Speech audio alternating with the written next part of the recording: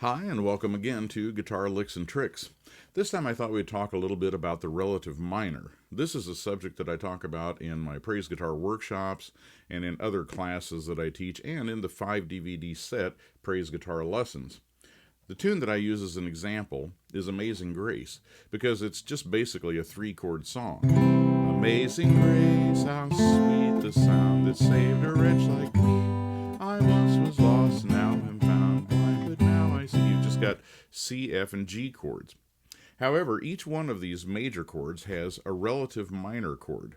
We should backtrack just a minute and say that every major key, all 12 keys, has a relative minor key, and every major chord has a relative minor chord, and every major scale has a relative minor scale. It's real easy to calculate this because all you have to do is just count 6 notes up the scale. For example, I'm in C, so if I just go C, D, E, F, G, A is the relative minor. C and A minor are relatives. G and E minor. F and D minor. So what's going to happen is when I play Amazing Grace this time, instead of using all C's, F's, and G's, I'll use some A minors, D minors, and E minors interspersed in there as well. And listen to the difference.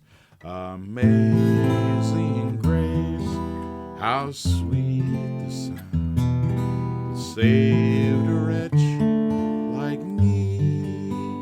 I once was lost, now I'm found, was blind, but now I see. So what I've done there is replace some of the chords with minor chords. Now what this does is it makes the overall chord progression have 6 chords instead of 3 in it.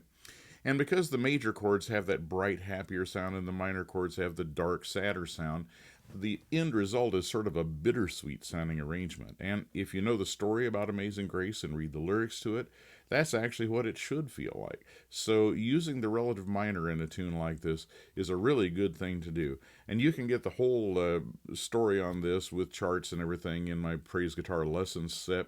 Or you can try it yourself. Just take any song that you play that has simple chords in it and try replacing some of the major chords with minor ones. Anyway, I hope you've enjoyed this discourse on the relative minor, and we'll see you next time on Guitar Licks and Tricks. Thanks.